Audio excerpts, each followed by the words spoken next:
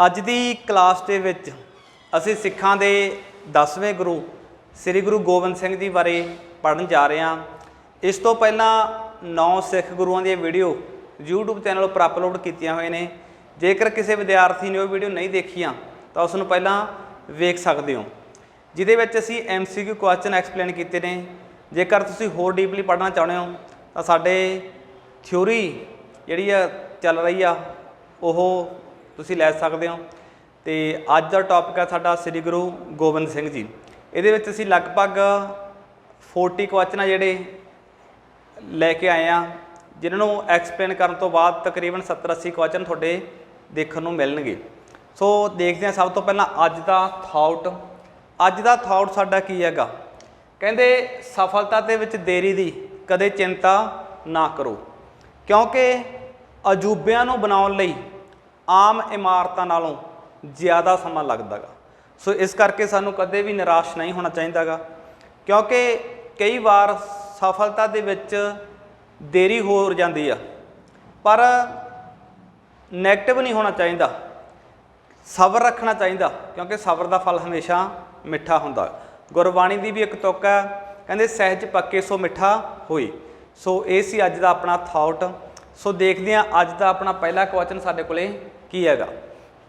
ਪਹਿਲਾ ਕੁਐਸਚਨ ਸਾਡੇ ਕੋਲੇ ਰੱਖਿਆ ਗਾ ਕਿ ਗੁਰੂ ਗੋਬਿੰਦ ਸਿੰਘ ਜੀ ਸਿੱਖਾਂ ਦੇ ਕਿੰਨਵੇਂ ਗੁਰੂ ਹੋਏ ਹਨ। ਸੋ ਇਹ ਤੁਹਾਨੂੰ ਕ੍ਰਮ ਸਾਰੇ ਸਿੱਖ ਗੁਰੂਆਂ ਦਾ ਯਾਦ ਹੋਣਾ ਚਾਹੀਦਾ ਗਾ, ਕਿਉਂਕਿ ਇੱਥੋਂ ਇੱਕ ਕੁਐਸਚਨ ਕਈ ਵਾਰੀ ਪੇਪਰ 'ਚ ਬਣ ਜਾਂਦਾ ਕਿ ਸਿੱਖਾਂ ਦੇ 7ਵੇਂ ਗੁਰੂ ਕਿਹੜੇ ਸੀ, ਸਿੱਖਾਂ ਦੇ 8ਵੇਂ ਗੁਰੂ ਕਿਹੜੇ ਹੋਏ ਨੇ, ਜਾਂ ਸਿੱਖਾਂ ਦੇ 10ਵੇਂ ਗੁਰੂ ਕਿਹੜੇ ਸੀ। ਸੋ ਆਨਸਰ ਸਾਰਿਆਂ ਨੂੰ ਤਕਰੀਬਨ ਇਹਦਾ ਪਤਾ ਗਾ। ਸਿੱਖਾਂ ਦੇ 10ਵੇਂ ਗੁਰੂ ਸਾਡੇ ਕੋਲੇ ਸ੍ਰੀ ਗੁਰੂ ਗੋਬਿੰਦ ਸਿੰਘ ਜੀ। ਠੀਕ ਹੈ ਜੀ। ਨੈਕਸਟ ਆਪਾਂ ਚੱਲਦੇ ਹਾਂ ਅਗਲੇ ਕੁਐਸਚਨ 'ਤੇ। ਅਗਲਾ ਕੁਐਸਚਨ ਸਾਡੇ ਕੋਲੇ ਹੈ ਜੀ, ਗੁਰੂ ਗੋਬਿੰਦ ਸਿੰਘ ਜੀ ਦਾ ਜਨਮ ਆ ਜਿਹੜਾ ਉਹ ਕਦੋਂ ਹੋਇਆ ਗਾ। ਗੁਰੂ ਗੋਬਿੰਦ ਸਿੰਘ ਜੀ ਦਾ ਜਨਮ ਜਿਹੜਾ 22 ਦਸੰਬਰ 1666 ਦੇ ਵਿੱਚ ਹੋਇਆ। ਸੋ ਆਪਸ਼ਨ ਇਹਦੀ B ਹੈ ਸਾਡੇ ਕੋਲੇ, ਉਹ ਸਹੀ ਆਏਗੀ। ਇਹਨਾਂ ਦਾ ਜਨਮ ਜਿਹੜਾ ਹੋਇਆ ਸੀਗਾ ਉਹ ਪਟਨੇ ਦੇ ਵਿੱਚ ਹੋਇਆ ਸੀ। ਠੀਕ ਹੈ। ਸੋ ਪਟਨਾ ਬਾਰੇ ਤੁਸੀਂ ਜਾਣਦੇ ਹੋ, ਪਟਨਾ ਜਿਹੜਾ ਸਥਾਨ ਆ ਉਹ ਅੱਜ ਕੱਲ੍ਹ ਬਿਹਾਰ ਦੇ ਵਿੱਚ ਪੈਂਦਾ ਗਾ। ਬਿਹਾਰ ਦੀ ਰਾਜਧਾਨੀ ਆ ਪਟਨਾ, ਉੱਥੇ ਇਹਨਾਂ ਦਾ ਜਨਮ ਹੁੰਦਾ 22 ਦਸੰਬਰ 1666 ਦੇ ਵਿੱਚ ਜੀ। ਠੀਕ ਹੈ। ਸੋ ਸਾਰਿਆਂ ਨੇ ਤੁਸੀਂ ਯਾਦ ਰੱਖਣਾ ਜੀ। ਸੋ ਸਾਰੇ ਸਿੱਖ ਗੁਰੂਆਂ ਦਾ ਸਮਾਂ ਤੁਹਾਡੇ ਯਾਦ ਹੋਣਾ ਚਾਹੀਦਾ। ਆਮ ਤੌਰ 'ਤੇ ਹੁੰਦਾ ਕੀ ਹੈਗਾ ਕਿ ਸਟੂਡੈਂਟਸ ਤੇ ਸਿਰਫ ਸ੍ਰੀ ਗੁਰੂ ਨਾਨਕ ਦੇਵ ਜੀ ਦਾ ਜਨਮ ਯਾਦ ਹੁੰਦਾ, ਜਾਂ ਸ੍ਰੀ ਗੁਰੂ ਤੇਗ ਬਹਾਦਰ ਜੀ ਦਾ ਜਨਮ ਯਾਦ ਹੁੰਦਾ, ਜਾਂ ਫਿਰ ਸ੍ਰੀ ਗੁਰੂ ਗੋਬਿੰਦ ਸਿੰਘ ਜੀ ਦਾ ਜਨਮ ਯਾਦ ਹੁੰਦਾ ਗਾ। ਬਾਕੀ ਸਿੱਖ ਗੁਰੂਆਂ ਦਾ ਜਨਮ ਯਾਦ ਕਿਉਂ ਨਹੀਂ ਹੁੰਦਾ? ਕਿਉਂਕਿ ਸਾਨੂੰ ਸਕੂਲਾਂ ਦੇ ਵਿੱਚ ਸਿਰਫ 3 ਲੇਖ ਜ਼ਿਆਦਾ ਕਰਵਾਏ ਜਾਂਦੇ ਨੇ, ਪਰੰਤੂ ਜਦੋਂ ਕੰਪੀਟੀਟਿਵ ਐਗਜ਼ਾਮ ਆਉਂਦਾ ਤਾਂ ਉੱਥੇ ਤੁਹਾਨੂੰ ਸਾਰੇ ਸਿੱਖ ਗੁਰੂਆਂ ਦਾ ਟਾਈਮ ਪੀਰੀਅਡ ਅਤੇ ਉਹਨਾਂ ਦਾ ਜਨਮ ਅਤੇ ਗੁਰਗੱਦੀ ਪ੍ਰਾਪਤੀ ਉਹ ਸਾਰਾ ਯਾਦ ਹੋਣਾ ਚਾਹੀਦਾ ਗਾ। ਉਸ ਤੋਂ ਬਾਅਦ ਦੇਖਦੇ ਹਾਂ ਕੁਐਸਚਨ ਨੰਬਰ 3 ਸਾਡੇ ਕੋਲੇ ਕੀ ਹੈ ਜੀ। ਕਹਿੰਦੇ ਗੁਰੂ ਗੋਬਿੰਦ ਸਿੰਘ ਜੀ ਦੀ ਮਾਤਾ ਦਾ ਨਾਮ ਤੁਹਾਨੂੰ ਪਤਾ ਗਾ ਕਿ ਮਾਤਾ ਗੁਜਰੀ ਸੀ, ਕਿਉਂਕਿ ਮਾਤਾ ਗੁਜਰੀ ਦੇ ਇਤਿਹਾਸ ਤੋਂ ਪੰਜਾਬ ਦਾ ਬੱਚਾ ਜਾਣੂ ਆ ਕਿ ਉਹਨਾਂ ਦਾ ਇਤਿਹਾਸ ਕੀ ਸੀਗਾ। ਤੇ ਪਿਤਾ ਦਾ ਨਾਮ ਦੱਸੋ। ਤੇ ਇਹਨਾਂ ਦੇ ਜਿਹੜੇ ਪਿਤਾ ਦਾ ਨਾਮ ਸੀਗਾ ਸ੍ਰੀ ਗੁਰੂ ਤੇਗ ਬਹਾਦਰ ਜੀ। ਤੇਗ ਬਹਾਦਰ ਜਿਨ੍ਹਾਂ ਨੂੰ ਹਿੰਦ ਦੀ ਚਾਦਰ ਕਿਹਾ ਜਾਂਦਾ ਗਾ, ਸਿੱਖਾਂ ਦੇ 9ਵੇਂ ਗੁਰੂ ਹੋਏ ਨੇ, ਆਪਾਂ ਪਿੱਛੇ ਪੜ੍ਹ ਚੁੱਕੇ ਹਾਂ ਉਹਨਾਂ ਬਾਰੇ। ਸੋ ਇਹ ਇਹਨਾਂ ਦੇ ਪਿਤਾ ਸੀ ਸ੍ਰੀ ਗੁਰੂ ਤੇਗ ਬਹਾਦਰ ਜੀ। ਕੁਐਸਚਨ ਨੰਬਰ 4 ਸਾਡੇ ਕੋਲੇ ਕੀ ਆ, ਗੁਰੂ ਗੋਬਿੰਦ ਸਿੰਘ ਜੀ ਦੀ ਪਤਨੀ ਨਹੀਂ ਸੀ। ਇਹਨਾਂ ਦੇ ਵਿੱਚੋਂ ਕਿਹੜਾ ਨਾਂ ਗਾ ਜਿਹੜਾ ਗੁਰੂ ਗੋਬਿੰਦ ਸਿੰਘ ਦੀ ਪਤਨੀ ਨਾਲ ਸੰਬੰਧਿਤ ਨਹੀਂ ਹੈ? ਦੇਖੋ ਜੀਤੋ ਸੀ, ਇਹ ਵੀ ਇਹਨਾਂ ਦੀ ਪਤਨੀ ਦਾ ਨਾਮ ਸੀਗਾ, ਜਾਂ ਫਿਰ ਆਪਾਂ ਅਜੀਤ ਕੌਰ ਗੱਲ ਕਰਾਂਗੇ, ਬੀਬੀ ਸਾਹਿਬ ਕੌਰ ਹੋ ਗਿਆ, ਇੱਕ ਬੀਬੀ ਸੁੰਦਰੀ ਸੀ। ਇਹ 4 ਪਤਨੀਆਂ ਇਤਿਹਾਸ ਦੇ ਵਿੱਚ ਗੁਰੂ ਗੋਬਿੰਦ ਸਿੰਘ ਜੀ ਦੀਆਂ ਮੰਨੀਆਂ ਜਾਂਦੀਆਂ ਨੇ, ਪਰੰਤੂ ਇਤਿਹਾਸਕਾਰਾਂ ਦੇ ਵਿੱਚ ਮਤਭੇਦ ਵੀ ਹੈਗੇ ਨੇ। ਕਈ ਇੱਕ ਦੇ 4 ਨਾਂ ਦੱਸ ਦਿੰਦੇ ਨੇ। ਠੀਕ ਹੈ। ਬਟ ਆਪਾਂ ਇਹ 4 ਨਾਮ ਤੁਸੀਂ ਯਾਦ ਰੱਖਣੇ ਨੇ। ਤਾਂ ਇੱਥੇ ਆਨਸਰ ਸਾਡੇ ਕੋਲੇ ਕੀ ਆਏਗਾ? B, ਕਿ ਬੀਬੀ ਰਜਨੀ ਆ ਜਿਹੜਾ ਉਹ ਗੁਰੂ ਗੋਬਿੰਦ ਸਿੰਘ ਜੀ ਦੀ ਪਤਨੀ ਨਹੀਂ ਸੀ। ਸੋ ਚੱਲਦੇ ਹਾਂ ਆਪਾਂ ਅਗਲੇ ਕੁਐਸਚਨ 'ਤੇ। ਸਾਡਾ ਅਗਲਾ ਪ੍ਰਸ਼ਨ ਦੇਖਦੇ ਹਾਂ ਜੀ ਕੀ ਹੈਗਾ। ਗੁਰੂ ਗੋਬਿੰਦ ਸਿੰਘ ਜੀ ਦੇ ਛੋਟੇ ਸਾਹਿਬਜ਼ਾਦਿਆਂ ਦੇ ਨਾਮ ਦੱਸੋ। ਫਤਿਹਗੜ੍ਹ ਸਾਹਿਬ ਦਾ ਇਤਿਹਾਸ ਸਾਰਿਆਂ ਨੂੰ ਤੁਹਾਨੂੰ ਪਤਾ ਗਾ ਕਿ ਛੋਟੇ ਸਾਹਿਬਜ਼ਾਦੇ ਜਿਹੜੇ ਗੁਰੂ ਗੋਬਿੰਦ ਸਿੰਘ ਜੀ ਦੇ ਸੀਗੇ ਉਹਨਾਂ ਦੇ ਕੀ ਨਾਮ ਸੀਗੇ, ਕਿਉਂਕਿ ਇਹਨਾਂ ਦੇ ਵੱਡੇ ਸਾਹਿਬਜ਼ਾਦਿਆਂ ਦੇ ਨਾਮ ਸੀਗੇ ਅਜੀਤ ਤੇ ਜੁਝਾਰ, ਤੇ ਛੋਟੇ ਕਿਹੜੇ ਸੀ? ਜ਼ੋਰਾਵਰ ਤੇ ਫਤਿਹ ਸਿੰਘ। ਉਹੀ ਜ਼ੋਰਾਵਰ ਤੇ ਫਤਿਹ ਸਿੰਘ ਨੇ ਜਿਨ੍ਹਾਂ ਨੂੰ ਸਰਹੰਦ ਦੇ ਸੂਬੇਦਾਰ ਵਜ਼ੀਰ ਖਾਨ ਨੇ ਜਿਉਂਦਿਆਂ ਨੀਹਾਂ ਵਿੱਚ ਚਿਣਾਤਾ ਸੀਗਾ। ਠੀਕ ਹੈ। ਸੋ ਇਹਨਾਂ ਬਾਰੇ ਤੁਸੀਂ ਸਾਰੇ ਚੰਗੀ ਤਰ੍ਹਾਂ ਜਾਣੂ ਆ। ਚੱਲਦੇ ਹਾਂ ਆਪਣੇ ਅਗਲੇ ਪ੍ਰਸ਼ਨ 'ਤੇ ਜੀ। प्रश्न साडे कोले 6 की है जी, गुरु गोबिंद सिंह जी नूं गुरगद्दी की प्राप्ति कदों हुई हैगी? गुरु गोबिंद सिंह जी नूं गुरगद्दी की प्राप्ति कदों हुई है? देखा जाए सिखां दे 9वें गुरु तेग बहादुर जी, उन्होंने औरंगजेब ने शहीद कराता सीगा, ठीक है जी। तो 11 नवंबर 1675 ਦੇ ਵਿੱਚ ਦਿੱਲੀ ਦੇ ਚਾਂਦਨੀ ਚੌਂਕ ਦੇ ਵਿੱਚ ਉਹਨਾਂ ਦਾ ਸਿਰ ਕਲਮ ਕਰਤਾ ਸੀਗਾ। ਸੋ ਇਹਨਾਂ ਨੂੰ ਜਿਹੜੀ ਗੁਰਗੱਦੀ ਪ੍ਰਾਪਤੀ ਹੋਈ ਹੈਗੀ ਉਹ 11 ਨਵੰਬਰ ਨੂੰ ਹੋਈ ਹੈ ਜੀ, 11 ਨਵੰਬਰ 1675 ਦੇ ਵਿੱਚ, ਠੀਕ ਹੈ। ਸੋ ਇਹਨਾਂ ਨੇ ਆਪਣੇ ਫਾਦਰ ਨੂੰ ਭੇਜਿਆ ਸੀਗਾ ਜਦੋਂ ਕਸ਼ਮੀਰੀ ਪੰਡਤ ਗੁਰੂ ਤੇਗ ਬਹਾਦਰ ਜੀ ਕੋਲੇ ਫਰਿਆਦ ਲੈ ਕੇ ਆਏ ਸੀ ਕਿ ਸਾਡੀ ਰੱਖਿਆ ਕਰੋ, ठीक है। सो गुरु तेग बहादुर जी ने की कहा कि किसी महापुरुष को शहीदी देनी पवेगी। तो गुरु गोबिंद सिंह जी उदों छोटे सन, 9 साल की उम्र सी, तो उन्होंने कहा सी कि तुहाडे तो वड्डा कौन हो सकता, ठीक है। सो ये जिहड़ा इत्थे कहानी आपां पढ़ चुके हैं 9वें गुरु तेग बहादुर जी दे विच। उस तो बाद साडे कोले 7वां क्वेश्चन की है जी, गुरु गोबिंद सिंह जी गुरगद्दी ते कितना टाइम विराजमान रहे ने? हाँ जी, क्वेश्चन साडे कोले की आ, गुरु गोबिंद सिंह जी गुरगद्दी ते कितना समा विराजमान रहे ने, यानी कि इन्हां दा गुरगद्दी समा की सीगा, कितना सीगा? तो आंसर साडे कोले आएगा सी 33 साल। ये 33 साल मैं तुहानूं पहलां भी वीडियो दे विच दसदा हुंदा किस तरह कढना तुसीं, क्योंकि जिहड़ी गुरगद्दी इन्हां नूं कदों मिली 1675 दे विच जी, ठीक है। सो ज्योति जोत कदों समाए ने साडे कोले 1708 दे विच, 7 अक्तूबर 1708 दे विच। तो साडे कोले 25 साल ये हो गए तो 8 साल ये हो गए, तो कितना आंसर हो गया साडे कोले 33 साल हो गया जी, ठीक है। सो इस तरीके नाल तुसीं सारे सिख गुरुओं बारे याद रख सकते हो भी किहड़े गुरु साहिबान गुरगद्दी ते कितना समा रहे ने जी। 8 नंबर प्रश्न देखते हैं साडे कोले, गुरु गोबिंद सिंह जी ने खालसा पंथ की साधना कदों की? देखो क्वेश्चन देखा जाए तो बड़ा सिंपल आ, पर कई बारी इत्थे भी असीं गलतियां कर दिंदे आ। असीं गलती क्यों करते हैं? कई बारी एग्जामिनर जो 13 अप्रैल 1699 लिखता तो विद्यार्थी 13 अप्रैल 1699 आंसर ला देंगे ने, जबकि ये आंसर गलत हैगा। जिहड़ी खालसा पंथ की साधना हुई है जी वो साडे कोल है 30 मार्च 1699 दे विच, 30 मार्च 1699 दे विच, क्योंकि जिहड़ा कैलेंडर दे विच 13 दिन वो वधाते सी, तां करके जिहड़ी विसाखी आ हुण 13 अप्रैल नूं मनाई जाती है। पहलां जिहड़ा विसाखी का त्यौहार मनाया जांदा सीगा 30 मार्च नूं, ठीक है। सो इस करके जिहड़ा 30 मार्च 1699 नूं गुरु गोबिंद सिंह ने खालसा पंथ की साधना की सी आनंदपुर साहिब दे विच। प्रश्न नंबर 9 साडे कोले है जी, गुरु गोबिंद सिंह जी द्वारा बनाए गए किलियां दे नाम। देखो गुरु गोबिंद सिंह जी ने जिहड़ा भीमचंद सिंह कहलूर दा राजा उहदे नाल मिल के कुछ किले बनाए सी, जिहदे विच लोहगढ़, केशगढ़, फतेहगढ़, ये कुछ प्रसिद्ध किले सीगे। तो आंसर साडे कोले आएगा डी, लोहगढ़, केशगढ़, फतेहगढ़, ठीक है। ये कुछ किलियां का निर्माण किया सी, तो इसका आंसर साडे कोले आएगा डी जी। प्रश्न नंबर 10 देखते हैं जी, गुरु गोबिंद सिंह जी का समकाली मुगल कौन सीगा? सारे सिख गुरुओं के समकाली मुगल तुहाडे याद होने चाहिए ने, आपां कीते ने, थोड़े ट्रिक्स वाइज भी कीते ने। सो इन्हां दा जिहड़ा समकाली हैगा सीगा बहादुर शाह। अब देखा जाए इत्थे बहादुर शाह जफर पाता तो गलत हो जाऊगा आंसर, क्योंकि बहादुर शाह जफर सी वो जिहड़ा 37 तो लैके 58 तक रहिंदा।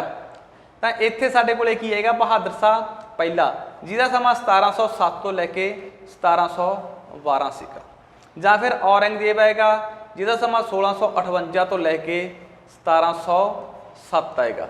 सो ये दोवें मुगल गुरु गोबिंद सिंह जी के समकाली सी जी, तुसीं याद रखने आ, क्योंकि जिहड़ा आपां हिस्टरी दे टॉपिक पढ़ते हुंदे आ उत्तरवर्ती मुगल, उन्हां दा सारिआं दा समा आपां याद कीता होएगा जदों आपां हिस्टरी दा लैक्चर लावांगे, उत्थे तुहानूं याद भी करावांगे नाल नाल, ठीक है जी।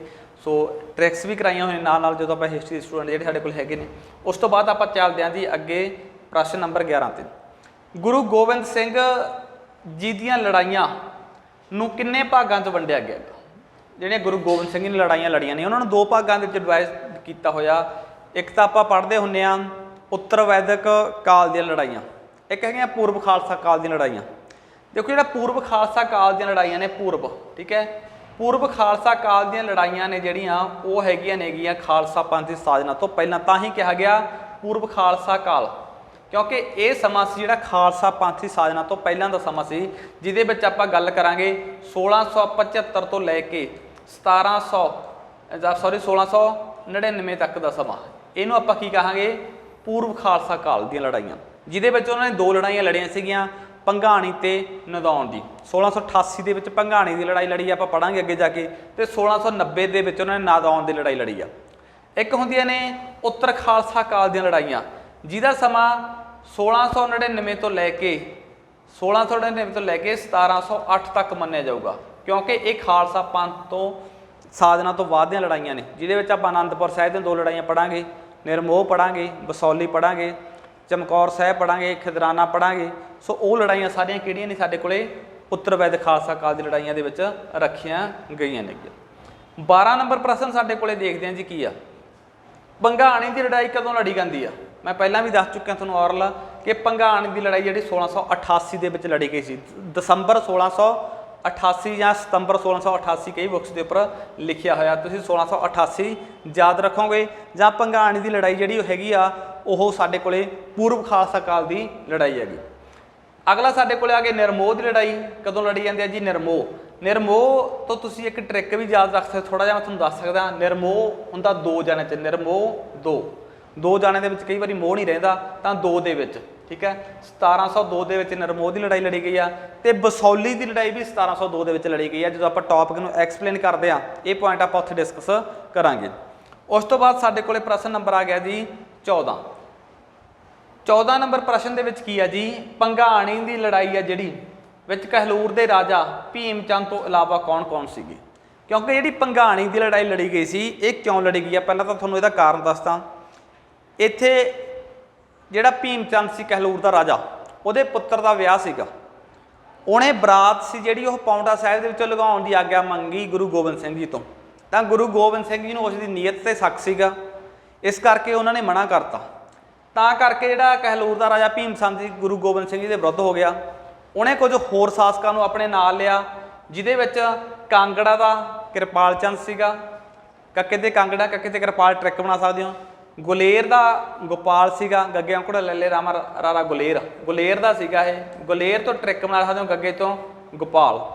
ਕੇਸਰ ਚੰਦ ਸੀ ਇੱਕ, ਇਹ ਹੈਗਾ ਸੀ ਜਸਵਾਲ ਦਾ, ਠੀਕ ਹੈ। ਜਿਹੜਾ ਕੇਸਰ ਆ ਉਹਦਾ ਬੜਾ ਜਸ ਹੁੰਦਾ, ਬੜਾ ਮਹਿੰਗਾ ਉਹ, ਤਾਂ ਜਸਵਾਲ ਦਾ ਕੌਣ ਸੀਗਾ, ਕੇਸਰ ਚੰਦ। ਸੋ ਇਹ ਤਿੰਨਾਂ ਨੂੰ ਆਪਣੇ ਨਾਲ ਮਿਲਾਇਆ ਤੇ ਗੁਰੂ ਗੋਬਿੰਦ ਸਿੰਘ ਦੇ ਵਿਰੁੱਧ ਕੀ ਕੀਤੀ ਆ, ਲੜਾਈ ਕੀਤੀ ਆ, ਜਿਹਦੇ ਵਿੱਚ ਹਾਰ ਦਾ ਮੂੰਹ ਵੀ ਦੇਖਣਾ ਪਿਆ, ਆਪਾਂ ਅੱਗੇ ਜਾ ਕੇ ਪੜਾਂਗੇ।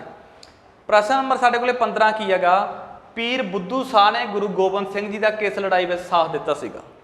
ਇੱਕ ਪੀਰ ਬੁੱਧੂ ਸ਼ਾਹ ਦੀ ਗੱਲ ਕਰਾਂਗੇ ਆਪਾਂ ਜਦੋਂ ਬੰਦਾ ਸਿੰਘ ਬਹਾਦਰ ਟੌਪਿਕ ਪੜਾਂਗੇ। ਜਿਹੜਾ ਪੀਰ ਬੁੱਧੂ ਸ਼ਾਹ ਸੀਗਾ, ਇਹ ਸੰਡੌਰਾ ਦਾ ਰਹਿਣ ਵਾਲਾ ਸੀ। ਇਸਨੇ ਕੀ ਕੀਤਾ, ਭੰਗਾਣੀ ਦੀ ਲੜਾਈ ਦੇ ਵਿੱਚ ਗੁਰੂ ਗੋਬਿੰਦ ਸਿੰਘ ਜੀ ਦਾ ਸਾਥ ਦਿੱਤਾ ਸੀਗਾ। ਕਿਉਂ ਸਾਥ ਦਿੱਤਾ ਸੀ, ਕਿਉਂਕਿ ਇੱਥੇ ਕੁਝ ਪਠਾਨ ਸੀਗੇ ਜਿਹੜੇ ਉਹ ਗੁਰੂ ਗੋਬਿੰਦ ਸਿੰਘ ਜੀ ਦਾ ਸਾਥ ਛੱਡ ਗਏ ਸੀ। ਤਾਂ ਇਹਦੇ ਵਿੱਚ ਪੀਰ ਬੁੱਧੂ ਸ਼ਾਹ ਆਪਣੇ 700 ਸੈਨਿਕਾਂ ਦੇ ਨਾਲ ਤੇ ਆਪਣੇ 5 ਪੁੱਤਰਾਂ ਦੇ ਨਾਲ ਇਸ ਯੁੱਧ ਮੈਦਾਨ ਦੇ ਵਿੱਚ ਆਇਆ ਤੇ ਗੁਰੂ ਗੋਬਿੰਦ ਸਿੰਘ ਦਾ ਸਾਥ ਦਿੱਤਾ ਤੇ ਸਫਲਤਾ ਪ੍ਰਾਪਤ ਕੀਤੀ। ਤੇ ਮੁਗਲ ਜਿਹੜੇ ਇਸ ਗੱਲ ਤੋਂ ਬੜੇ ਦੁਖੀ ਸੀਗੇ, ਜਿਸ ਕਰਕੇ ਉਹਨਾਂ ਨੇ ਪੀਰ ਬੁੱਧੂ ਸ਼ਾਹ ਨੂੰ ਸ਼ਹੀਦ ਕਰਾਤਾ ਸੀਗਾ। ਇਸ ਦਾ ਬਦਲਾ ਬਾਅਦ ਦੇ ਵਿੱਚ ਜਾ ਕੇ ਬੰਦਾ ਸਿੰਘ ਬਹਾਦਰ ਲਏਗਾ, ਤਾਂ ਹੀ ਉਸਨੇ ਸੰਢੌਰਾ ਤੇ ਹਮਲਾ ਕੀਤਾ ਸੀ। ਇਹ ਕਹਾਣੀ ਆਪਾਂ ਉੱਥੇ ਤੁਹਾਨੂੰ ਫਿਰ ਡਿਸਕਸ ਕਰਾਵਾਂਗੇ ਇਹਦੇ ਬਾਰੇ, ਠੀਕ ਹੈ। ਸੋ ਉਸ ਤੋਂ ਬਾਅਦ ਸਾਡੇ ਕੋਲੇ ਪ੍ਰਸ਼ਨ ਦੇਖਦੇ ਹਾਂ ਜੀ 16 ਨੰਬਰ ਪ੍ਰਸ਼ਨ ਕੀ ਹੈਗਾ, ਨਦੌਣ ਦੀ ਲੜਾਈ ਕਿੰਨਾ ਦੇ ਵਿਚਕਾਰ ਹੁੰਦੀ ਹੈ। ਜਿਹੜੀ ਨਾਦੌਣ ਹੋਈ ਆ 1690 ਦੇ ਵਿੱਚ ਇਹ ਲੜਾਈ ਲੜੀ ਜਾਊ ਜੀ, ਠੀਕ ਹੈ ਜੀ। ਦੇਖੋ ਜੀ ਨਾਦੌਣ ਦੀ ਲੜਾਈ ਪਹਿਲਾਂ ਤੁਹਾਨੂੰ ਪਤਾ ਹੋਣਾ ਚਾਹੀਦਾ ਕਦੋਂ ਲੜੀ ਗਈ, 1690 ਦੇ ਵਿੱਚ।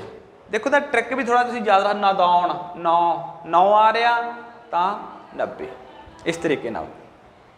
ਹੁਣ ਇਹ ਲੜਾਈ ਕਿਹਦੇ ਦਰਮਿਆਨ ਹੋਈ ਆ, ਇਹ ਹੋਈ ਆ ਸਾਡੇ ਕੋਲੇ ਪਹਾੜੀ ਰਾਜੇ ਤੇ ਮੁਗਲਾਂ ਦੇ ਵਿੱਚ, ਤਾਂ ਫਿਰ ਗੁਰੂ ਗੋਬਿੰਦ ਸਿੰਘ ਜੀ ਇਸ ਵਿੱਚ ਕਿਵੇਂ ਐਂਟਰ ਹੋਏ, ਜੇ ਤੁਹਾਨੂੰ ਕੋਈ ਕੁਐਸਚਨ ਪੁੱਟ ਕਰ ਲੇ। ਇੱਥੇ ਕੀ ਹੋਇਆਗਾ, ਕਿਉਂਕਿ ਜਦੋਂ ਭੰਗਾਣੀ ਦੀ ਲੜਾਈ ਕਹਿਲੂਰ ਦਾ ਰਾਜਾ ਭੀਮ ਚੰਦ ਹਾਰ ਜਾਂਦਾ ਤਾਂ ਉਹ ਗੁਰੂ ਗੋਬਿੰਦ ਸਿੰਘ ਜੀ ਨਾਲ ਮਿੱਤਰਤਾ ਕਰ ਲੈਂਦਾ, ਇੱਕ ਸੰਧੀ ਕਰ ਲੈਂਦਾ। ਉਸ ਤੋਂ ਬਾਅਦ ਹੁੰਦਾ ਕੀ ਹੈਗਾ, ਜਿਹੜੇ ਪਹਾੜੀ ਰਾਜੇ ਸੀ ਇਹ ਮੁਗਲਾਂ ਨੂੰ ਟੈਕਸ ਪੇ ਕਰਦੇ ਸੀਗੇ, ਤਾਂ ਇਹਨਾਂ ਨੇ ਕੀ ਕੀਤਾ, ਟੈਕਸ ਪੇ ਕਰਨਾ ਬੰਦ ਕਰਤਾ। ਜਦੋਂ ਟੈਕਸ ਪੇ ਕਰਨਾ ਬੰਦ ਕਰਤਾ ਤਾਂ ਮੁਗਲਾਂ ਨੇ ਕੀ ਕਰਤਾ, ਪਹਾੜੀ ਰਾਜਿਆਂ ਤੇ ਹਮਲਾ ਕੀਤਾ। ਤਾਂ ਇਸ ਸਮੇਂ ਦੇ ਵਿੱਚ ਪਹਾੜੀ ਰਾਜਿਆਂ ਨੇ ਕਿਹਤੋਂ ਸਹਾਇਤਾ ਮੰਗੀ, ਸ੍ਰੀ ਗੁਰੂ ਗੋਬਿੰਦ ਸਿੰਘ ਜੀ ਤੋਂ। ਤਾਂ ਗੁਰੂ ਗੋਬਿੰਦ ਸਿੰਘ ਜੀ ਨੇ ਪਹਾੜੀ ਰਾਜਿਆਂ ਦੀ ਸਹਾਇਤਾ ਕੀਤੀ ਅਤੇ ਇਸ ਯੁੱਧ ਨੂੰ ਜਿੱਤਿਆ। ਪਰੰਤੂ ਬਾਅਦ ਦੇ ਵਿੱਚ ਜਾ ਕੇ ਜਿਹੜਾ ਭੀਮ ਚੰਦ ਸੀ ਉਹ ਫਿਰ ਮੁਗਲਾਂ ਦੇ ਨਾਲ ਰਲ ਜਾਂਦਾ ਉਸ ਤੋਂ ਬਾਅਦ। ਠੀਕ ਹੈ, ਸੋ ਇਹ ਕਹਾਣੀ ਸੀ ਜਿਹੜੀ ਸਾਡੇ ਕੋਲੇ ਨਦੌਣ ਦੀ ਸੀ। ਜੇ ਆਪਾਂ ਪੜਾਂਗੇ ਨਦੌਣ ਦੀ ਲੜਾਈ ਦੇ ਵਿੱਚ ਕੌਣ ਕੌਣ ਸੀ, ਦੇਖੋ ਨਦੌਣ ਦੀ ਲੜਾਈ ਦੇ ਵਿੱਚ ਇੱਕ ਪਾਸੇ ਗੁਰੂ ਗੋਬਿੰਦ ਸਿੰਘ ਅਤੇ ਭੀਮ ਚੰਦ ਇਹ ਸੀਗੇ। ਠੀਕ ਹੈ, ਕਿਉਂਕਿ ਇਹ ਇੱਥੇ ਪਹਿਲਾਂ ਮਿੱਤਰਤਾ ਕਰ ਰਹੇ ਨੇ, ਤੁਹਾਨੂੰ ਦੱਸਿਆ ਮੈਂ, ਜਦੋਂ ਇਹ ਭੰਗਾਣੀ ਲੜਾਈ ਦੇ ਵਿੱਚ ਗੁਰੂ ਗੋਬਿੰਦ ਸਿੰਘ ਜਿੱਤ ਜਾਂਦੇ ਆ। ਇੱਕ ਪਾਸੇ ਤਾਂ ਇਹ ਸੀਗੇ, ਦੂਜੀ ਤਰਫ ਕੌਣ ਸੀਗੇ, ਦੂਜੀ ਤਰਫ ਹੈਗੇ ਸੀ ਆਲਫ ਖਾਂ ਸੀ, ਇੱਕ ਹੈਗਾ ਸੀ ਕਿਰਪਾਲ ਚੰਦ।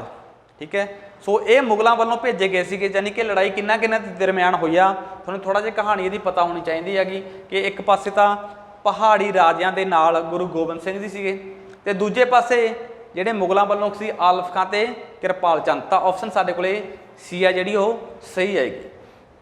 ਉਸ ਤੋਂ ਬਾਅਦ ਚੱਲਦੇ ਹਾਂ ਜੀ ਆਪਾਂ ਪ੍ਰਸ਼ਨ ਨੰਬਰ 18 ਤੇ। 18 ਨੰਬਰ ਪ੍ਰਸ਼ਨ ਸਾਡੇ ਕੋਲੇ ਕੀ ਹੈ ਜੀ, ਗੁਰੂ ਗੋਬਿੰਦ ਸਿੰਘ ਜੀ ਦੀ ਰਚਨਾ ਕਿਹੜੀ ਆ, ਇਹਨਾਂ ਦੇ ਵਿੱਚੋਂ ਕਿਹੜੀ ਰਚਨਾ ਜਿਹੜੀ ਗੁਰੂ ਗੋਬਿੰਦ ਸਿੰਘ ਜੀ ਦੀ ਆ। ਗੁਰੂ ਗੋਬਿੰਦ ਸਿੰਘ ਦੀ ਰਚਨਾ ਇਹਨਾਂ ਦੇ ਵਿੱਚੋਂ ਆਪਾਂ ਦੇਖੀਏ ਤਾਂ ਖਾਲਸੇ ਦੀ ਵਾਰ, 24 ਅਵਤਾਰ, ਵਾਰ ਸ੍ਰੀ ਭਗਉਤੀ, ਇਹ ਸਾਰੀਆਂ ਰਚਨਾਵਾਂ ਜਿਹੜੀਆਂ ਉਹ ਗੁਰੂ ਗੋਬਿੰਦ ਸਿੰਘ ਜੀ ਦੇ। ਆਨਸਰ ਸਾਡੇ ਕੋਲ ਕੀ ਆਏਗਾ, ਡੀ ਆ ਜਿਹੜਾ ਉਹ ਸਹੀ ਆਏਗਾ ਜੀ। ਪ੍ਰਸ਼ਨ ਨੰਬਰ 19 ਦੇਖਦੇ ਹਾਂ ਜੀ। 1704 ਦੇ ਵਿੱਚ 100 ਸਿੱਖਾਂ ਨਾਲ ਕਿਸ ਨੇ ਸ਼ਹੀਦੀ ਪ੍ਰਾਪਤ ਕੀਤੀ ਆ। ਦੇਖੋ ਇਸ ਤੋਂ ਪਹਿਲਾਂ ਆਨੰਦਪੁਰ ਸਾਹਿਬ ਦੀ ਇੱਕ ਪਹਿਲੀ ਲੜਾਈ ਹੁੰਦੀ ਆ 1701 ਦੇ ਵਿੱਚ, ਉਹ ਇੱਥੇ ਮੈਂਸ਼ਨ ਨਹੀਂ ਕੀਤੀ ਹੋਈ। 1701 ਦੇ ਵਿੱਚ ਆਨੰਦਪੁਰ ਸਾਹਿਬ ਦੀ ਪਹਿਲੀ ਲੜਾਈ ਹੁੰਦੀ ਆ। ਉਸ ਤੋਂ ਬਾਅਦ ਸਾਡੇ ਕੋਲੇ ਨਿਰਮੋਹ ਦੀ ਲੜਾਈ ਹੋਏਗੀ, ਵਸ਼ੌਲੀ ਦੀ ਲੜਾਈ ਹੋਏਗੀ, ਤੇ ਫਿਰ 1704 ਦੇ ਵਿੱਚ ਸਰਸਾ ਦੀ ਲੜਾਈ ਦੁਬਾਰੇ ਫਿਰ ਹੋਏਗੀ।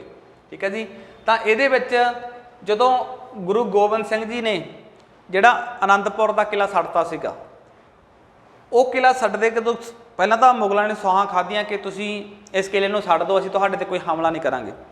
ਪਰੰਤੂ ਜਿਉਂ ਹੀ ਪਤਾ ਲੱਗਿਆ ਕਿ ਗੁਰੂ ਗੋਬਿੰਦ ਸਿੰਘ ਨੇ ਰਾਤ ਦੇ ਹਨੇਰੇ ਵਿੱਚ ਕਿਲ੍ਹਾ ਖਾਲੀ ਕਰਤਾ, ਤਾਂ ਮੁਗਲ ਸੈਨਾ ਨੇ ਗੁਰੂ ਗੋਬਿੰਦ ਸਿੰਘ ਜੀ ਦਾ ਪਿੱਛਾ ਕੀਤਾ ਤੇ ਕਿੱਥੇ ਜਾ ਕੇ ਪਹਿਲਾਂ ਇਸ ਤੋਂ ਪਹਿਲਾਂ ਤੁਹਾਨੂੰ ਕਹਾਣੀ ਦੱਸਦਾ, ਪਹਿਲਾਂ ਨਾ ਸਾਹੀ ਟਿੱਬੀ ਦੇ ਸਥਾਨ ਤੇ ਜਾਂਦੇ ਨੇ। ਸਾਹੀ ਟਿੱਬੀ ਦੀ ਲੜਾਈ ਹੁੰਦੀ ਇਸ ਤੋਂ ਪਹਿਲਾਂ। ਸਾਹੀ ਟਿੱਬੀ ਦੀ ਲੜਾਈ ਵੀ 1704 ਦੇ ਵਿੱਚ ਹੀ ਆਏਗੀ। ਉੱਥੇ ਗੁਰੂ ਗੋਬਿੰਦ ਸਿੰਘ ਜੀ ਭਾਈ ਉਦੇ ਸਿੰਘ ਨੂੰ, ਉੱਥੇ ਉਦੇ ਸਿੰਘ ਹੁੰਦਾ ਭਾਈ ਉਦੇ ਸਿੰਘ ਨੂੰ 50 ਸਿੱਖ ਦੇ ਦਿੰਦੇ ਆ ਕਿ ਇਸ ਮੁਗਲ ਸੈਨਾ ਨੂੰ ਉਹ ਰੋਕੇ। ਤਾਂ ਭਾਈ ਉਦੇ ਸਿੰਘ 50 ਸਿੱਖ ਸੈਨਿਕਾਂ ਦੇ ਸਮੇਤ ਲੜਦਾ ਠੀਕ ਹੈ ਮੁਗਲਾਂ ਨਾਲ ਸ਼ਹੀਦ ਹੋ ਜਾਂਦਾ। ਉਸ ਤੋਂ ਬਾਅਦ ਗੁਰੂ ਗੋਬਿੰਦ ਸਿੰਘ ਜੀ ਥੋੜਾ ਅੱਗੇ ਜਾਂਦੇ ਨੇ, ਸਰਸਾ ਨਦੀ ਤੇ ਪਹੁੰਚ ਜਾਂਦੇ ਨੇ। ਸਰਸਾ ਨਦੀ ਤੇ ਆ ਕੇ ਫਿਰ ਮੁਗਲਾਂ ਨੇ ਘੇਰਾ ਪਾ ਲਿਆ। ਤਾਂ ਇੱਥੇ ਭਾਈ ਜੀਵਨ ਸਿੰਘ ਜੀ ਨੂੰ ਡਿਊਟੀ ਸੰਭਾਲੀ ਤੇ 100 ਸਿੱਖ ਦਿੱਤੇ ਕਿ ਇਸ ਸੈਨਾ ਨੂੰ ਰੋਕੇ। ਤਾਂ ਉੱਥੇ ਵੀ ਕੀ ਹੁੰਦਾ, ਭਾਈ ਜੀਵਨ ਸਿੰਘ 100 ਸਿੱਖਾਂ ਸਮੇਤ ਮੁਗਲਾਂ ਨਾਲ ਲੜਦੇ ਸ਼ਹੀਦ ਹੋ ਜਾਂਦੇ ਨੇ। ਤੇ ਸਰਸਾ ਨਦੀ ਦੇ ਵਿੱਚ ਉਸ ਟਾਈਮ ਹੜ੍ਹ ਆਇਆ ਹੋਇਆ ਸੀਗਾ, ਜਿਸ ਕਰਕੇ ਇੱਥੇ ਕਾਫੀ ਜ਼ਿਆਦਾ ਸਾਹਿਤ ਸੀ ਜਿਹੜਾ ਉਹ ਗੁਰੂ ਜੀ ਦਾ ਨਸ਼ਟ ਹੋ ਗਿਆ। ਤੇ ਜ਼ਿਆਦਾਤਰ ਸਿੱਖ ਸੀ ਜਿਹੜੇ ਉਹ ਘੋੜਿਆਂ ਸਮੇਤ ਸਰਸਾ ਨਦੀ 'ਚ ਕੁੱਦ ਗਏ, ਸ਼ਹੀਦ ਹੋ ਗਏ। ਤੇ ਕਾਫੀ ਜ਼ਿਆਦਾ ਘਾਟਾ ਪਿਆ ਤੇ ਗੁਰੂ ਜੀ ਦਾ ਪਰਿਵਾਰ ਵਿਛੜ ਗਿਆ ਇੱਥੇ। ਠੀਕ ਹੈ, ਜਿਹਦੇ ਵਿੱਚ ਆਪਾਂ ਪੜ੍ਹਦੇ ਹੁੰਦੇ ਹਾਂ ਕਿ ਜਿਹੜੇ ਛੋਟੇ ਸਾਹਿਬਜ਼ਾਦੇ ਸੀ ਉਹ ਅਲੱਗ ਹੋ ਜਾਂਦੇ ਆ, ਗੁਰੂ ਗੋਬਿੰਦ ਸਿੰਘ ਤੇ ਜਿਹੜੇ ਵੱਡੇ ਸਾਹਿਬਜ਼ਾਦੇ ਸੀ ਉਹ ਅਲੱਗ ਹੋ ਜਾਂਦੇ ਆ। ਗੁਰੂ ਗੋਬਿੰਦ ਸਿੰਘ ਜੀ ਨੇ ਕਿਲ੍ਹਾ ਕਦੋਂ ਖਾਲੀ ਕੀਤਾ ਸੀ? ਦੇਖੋ ਜਿਹੜਾ ਕਿਲ੍ਹਾ ਛੱਡਿਆ ਸੀ ਹੁਣ 1704 ਦੇ ਵਿੱਚ, ਇਹ ਇਹਨਾਂ ਨੇ ਮਾਤਾ ਗੁਜਰੀ ਦੇ ਕਹਿਣ ਤੇ ਛੱਡਿਆ ਸੀਗਾ, ਕਿਉਂਕਿ ਕਿਲ੍ਹੇ ਦੇ ਅੰਦਰ ਖਾਣ ਪੀਣ ਦੀ ਕਮੀ ਹੋ ਗਈ ਸੀ, ਰਸਤ ਨਹੀਂ ਹੈਗੀ ਸੀ, ਜਾਂ ਜਿਹੜੇ 40 ਸਿੱਖ ਸੀਗੇ ਗੁਰੂ ਗੋਬਿੰਦ ਸਿੰਘ ਜੀ ਦੇ ਬਦਾਵਾ ਲਿਖ ਕੇ ਗੁਰੂ ਦਾ ਸਾਥ ਛੱਡ ਗਏ ਸੀ।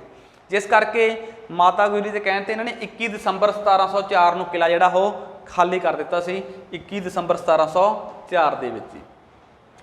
ਉਸ ਤੋਂ ਬਾਅਦ ਉਹ ਲੜਾਈਆਂ ਹੁੰਦੀਆਂ ਨੇ ਜਿਹੜੇ ਮੈਂ ਗੱਲ ਕਰਕੇ ਹਟਿਆ ਹੁਣ ਨਾਲ। ਉਸ ਤੋਂ ਬਾਅਦ ਚਮਕੌਰ ਸਾਹਿਬ ਦੀ ਲੜਾਈ ਹੁੰਦੀ ਆ 1704 ਦੇ ਵਿੱਚ, ਜਿਹਦੇ ਵਿੱਚ ਗੁਰੂ ਗੋਬਿੰਦ ਸਿੰਘ ਜੀ ਦੇ ਕਿੰਨੇ ਪਿਆਰੇ ਸ਼ਹੀਦ ਹੋ ਜਾਂਦੇ ਆ। ਠੀਕ ਹੈ, ਇਹਦੇ ਵਿੱਚ ਗੁਰੂ ਗੋਬਿੰਦ ਸਿੰਘ ਜੀ ਦੇ 3 ਪਿਆਰੇ ਤੇ 2 ਇਹਨਾਂ ਦੇ ਸਾਹਿਬਜ਼ਾਦੇ ਅਜੀਤ ਤੇ ਜੁਝਾਰ ਜਿਹੜੇ ਉਹ ਸ਼ਹੀਦ ਹੋ ਜਾਂਦੇ ਆ, ਸ਼ਹੀਦੀਆਂ ਪਾ ਜਾਂਦੇ ਆ।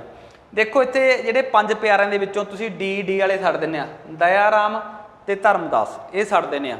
ਬਾਕੀ ਮੋਹਕਮ, ਹਿੰਮਤ ਤੇ ਸਾਹਿਬ ਜਿਹੜੇ ਹੈਗੇ ਸੀ ਉਹ ਜਿਹੜੇ ਸ਼ਹੀਦ ਹੋ ਜਾਂਦੇ ਆ। ਤੇ ਬਾਕੀ 3 ਜਿਹੜੇ ਪਿਆਰੇ ਉਹ ਕਿੱਥੇ ਸ਼ਹੀਦ ਹੁੰਦੇ ਆ? ਚਮਕੌਰ ਦੀ ਲੜਾਈ ਦੇ ਵਿੱਚ। ਤੇ ਹਿੰਮਤ ਰਾਏ ਸਾਹਿਬ ਹੋ ਗਿਆ ਤੇ ਮੋਹਕਮ ਚੰਦ ਹੋ ਗਿਆ, ਉਹ ਸ਼ਹੀਦ ਹੁੰਦੇ ਆ ਸਾਡੇ ਕੋਲੇ ਚਮਕੌਰ ਦੀ ਲੜਾਈ ਦੇ ਵਿੱਚ। ਦਇਆ ਰਾਮ ਤੇ ਧਰਮਦਾਸ ਨਹੀਂ ਆਉਣਗੇ ਇੱਥੇ। ਠੀਕ ਹੈ, ਉਸ ਤੋਂ ਬਾਅਦ ਕੀ ਹੁੰਦਾ ਗਾ, ਗੁਰੂ ਜੀ ਮਾਛੀਵਾੜੇ ਦੇ ਜੰਗਲਾਂ ਦੇ ਵਿੱਚ ਚਲੇ ਜਾਂਦੇ ਆ। ਠੀਕ ਆ, ਮਾਛੀਵਾੜੇ ਦੇ ਜੰਗਲਾਂ ਦੇ ਵਿੱਚ ਗੁਰੂ ਜੀ ਚਲੇ ਜਾਂਦੇ ਆ। ਤਾਂ ਉੱਥੇ ਉਹਨਾਂ ਨੂੰ ਕਿਹੜਾ ਮਸੰਦ ਮਿਲਦਾ? ਇੱਕ ਉਹਨਾਂ ਦਾ ਪੁਰਾਣਾ ਮਸੰਦ ਸੀਗਾ ਜਿਹਦਾ ਨਾਂ ਸੀਗਾ ਗੁਲਾਬ ਸਿੰਘ। ਗੁਲਾਬ ਸਿੰਘ ਜਦੋਂ ਮਿਲਦਾ ਗੁਰੂ ਜੀ ਨੂੰ ਦੇਖਦਾ ਤਾਂ ਬਹੁਤ ਖੁਸ਼ ਹੁੰਦਾ। ਉਸਨੇ ਇਸ ਦੀ ਖਬਰ नवी खां ते गनी खां जिहड़े दो पठान जिहड़े हैगे सीगे मुगल सैनिक सी जिहड़े, ठीक है, जिहड़े कि गुरु जी नाल चंगा संबंध रखते सी, उन्होंने दित्ती ते उन्होंने गुरु जी दे आउण दी खबर सुन के खुशी महसूस की ते उन्होंने भोजन पानी छकाया। तो ये जिहड़ा इत्थों की कहानी है माछीवाड़े के जंगलों की, इत्थे ही उन्होंने लिखी सी मित्र प्यारे नूं हार मरीदां दा कहना। गुरु गोबिंद सिंह जी छोटे साहिबजादे सरसा तो विछड़ के कित्थे पहुँच जाते हैं जी, ये सहेड़ी पहुँच जाते आ। सहेड़ी किस दा पिंड सी? गंगू रसोईए दा, जिहड़ा कि गुरु गोबिंद सिंह जी की रसोई दे विच काफ़ी टाइम सेवा निभाई है जिन्होंने, परंतु माता गुजरी के कोल सोने के सिक्के देख के वो थोड़ा जिहा लालची हो गया, जिस करके उसने खबर सरहंद के सूबेदार वजीर खान नूं दित्ती ते माता गुजरी और साहिबजादे नूं की कराता? गिरफ्तार कराता जी, ठीक है। सो इस तो बाद आप देखते हैं जी क्वेश्चन साडे कोले 24 नंबर की है जी। 24 नंबर प्रश्न साडे कोले की है जी, गुरु गोबिंद सिंह जी ने जफरनामा लिखिया सी दीना कांगड़ तो फारसी दे विच, ठीक है जी। तुहानूं सारिआं नूं पता होना कि इस जफरनामा लिखिया सी जिहड़ा ओह औरंगजेब तक किसने पहुँचाया सी, तो वह साडे कोले दया राम ते धर्मदास आएगा, जिहड़े गुरु गोबिंद सिंह जी दे दो प्यारे सी दया राम ते धर्मदास, क्योंकि इन्हां दी शहीदी हले नहीं हुई। उस तो बाद 25 नंबर प्रश्न ते चलदे आ, आनंदपुर की दूजी लड़ाई विच 40 सिख जिहड़े गुरु जी का साथ छड्ड गए सी, मुड़ किस लड़ाई विच उन्होंने साथ दिता सीगा? क्योंकि 1704 की जंग दे विच तुहानूं मैं पहलां दस्सिया कि भोजन की कमी हो गई, रसद की कमी हो गई, तो उन्होंने मुड़ किस लड़ाई विच गुरु जी का साथ दिता गा? खिदराना की लड़ाई, जिहड़ी दिसंबर 29 दिसंबर 1705 नूं खिदराना दे विच लड़ी गई सी। खिदराना की ढाब ते उत्थे उन्होंने साथ दिता सी गुरु गोबिंद सिंह जी का दोबारा जाके। फिर गुरु की काशी किस नूं कहा जांदा गा? गुरु की काशी कहा जाता तलवंडी साबो नूं, जिन्हों अज दमदमा साहिब के नाम नाल असीं जानते हैं। एक लम्मे संघर्ष तो बाद जदों खिदराना की लड़ाई लड़ी गुरु गोबिंद सिंह जी ने, उस तो बाद गुरु जी कुछ समा जिहड़े तलवंडी साबो पहुँचे तो इत्थे संघर्ष तो एक लम्मा साह लिया, जिस करके इहदा नाम अजकल इहनूं दमदमा साहिब कहा जाता गा। गुरु की काशी क्यों कहा जाता? क्योंकि गुरु जी ने इत्थे अपना बहुत सारा साहित्य रचिया, धार्मिक साहित्यक गतिविधियां कारण करके इसनूं की कहा जाता? गुरु की काशी, ठीक है। सो ये तुसीं याद रखना। तो हाँ जी, गुरु गोबिंद सिंह जी ने बेदावा किस दे सामने पाठ सुट्टिया सी? वेदावा। वेदावा जिहड़ा पाटिया सीगा ओह इन्हां दा नेता सीगा महा सिंह, ठीक है। सो तुसीं याद रखना कि किरपा राम तां वो नाम से जदों गुरु तेग बहादुर जी को कश्मीरी पंडित जिहड़ी फरियाद लैके आउंदे उन्हां दा नेता हैगा सी किरपा राम, ठीक है जी। तो महा सिंह जिहड़े 40 सिख जिहड़े गुरु गोबिंद सिंह जी का आनंदपुर की दूजी लड़ाई 1701 वाली चार वाली साथ छड्ड जांदे आ, ते उन्हां दा नेता हैगा सी महा सिंह।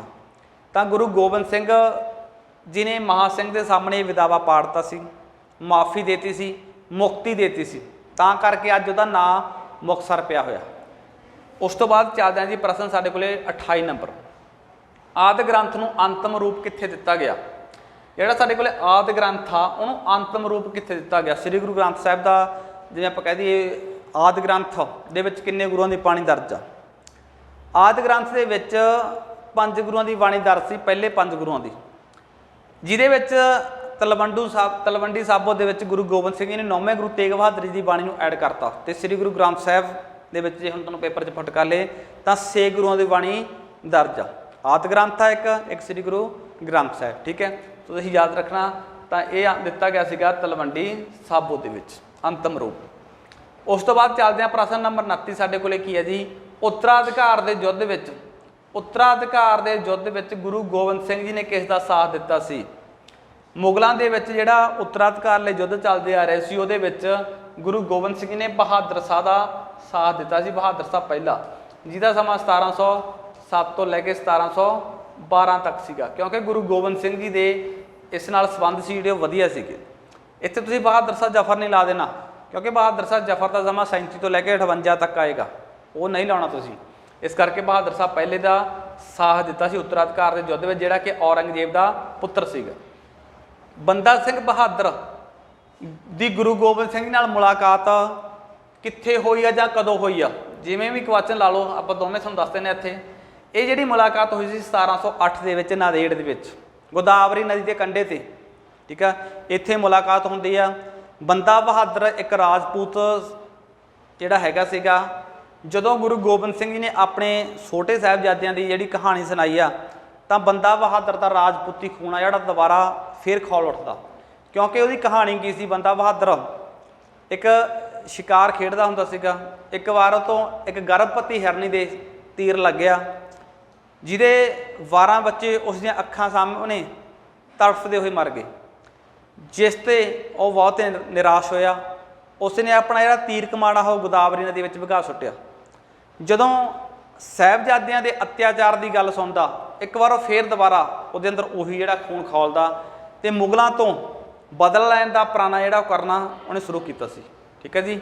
ਸੋ ਇਹਦੀ ਕਹਾਣੀ ਆਪਾਂ ਪੜ੍ਹਾਂਗੇ ਜਦੋਂ ਬੰਦਾ ਸਿੰਘ ਬਹਾਦਰ ਪੜ੍ਹਿਆ ਚੈਪਟਰ। ਅਗਲਾ ਪ੍ਰਸ਼ਨ 31 ਸਾਡੇ ਕੋਲੇ ਹੈ ਜੀ, ਗੁਰੂ ਗੋਬਿੰਦ ਸਿੰਘ ਜੀ ਦੇ ਪੇਟ ਦੇ ਵਿੱਚ ਸੁਰਾ ਕਿਸ ਦੁਆਰਾ ਚੋਬਿਆ ਗਿਆ ਸੀਗਾ? ਇਹ ਹੈਗਾ ਸੀ ਗੁਲ ਖਾਂ, ਇੱਕ ਪਠਾਨ ਸੀਗਾ ਜਿਹੜਾ ਸਰਹੰਦ ਦੇ ਸੂਬੇਦਾਰ ਵਜ਼ੀਰ ਖਾਨ ਨੇ ਭੇਜਿਆ ਸੀਗਾ। ਉਹਨੇ ਕੀ ਕੀਤਾਗਾ, ਪੇਟ ਵਿੱਚ ਸੁਰਾ ਚੋਬਣ ਵਿੱਚ ਸਫਲਤਾ ਹਾਸਲ ਕਰ ਲਈ ਸੀ ਗੁਰੂ ਗੋਬਿੰਦ ਸਿੰਘ ਜੀ, ਜਿਸ ਦੇ ਜ਼ਖਮ ਸਦਕਾ 7 ਅਕਤੂਬਰ 1708 ਨੂੰ ਗੁਰੂ ਗੋਬਿੰਦ ਸਿੰਘ ਜੀ ਨੇ ਸ਼ਹੀਦੀ ਪ੍ਰਾਪਤ ਕੀਤੀ ਹੈ।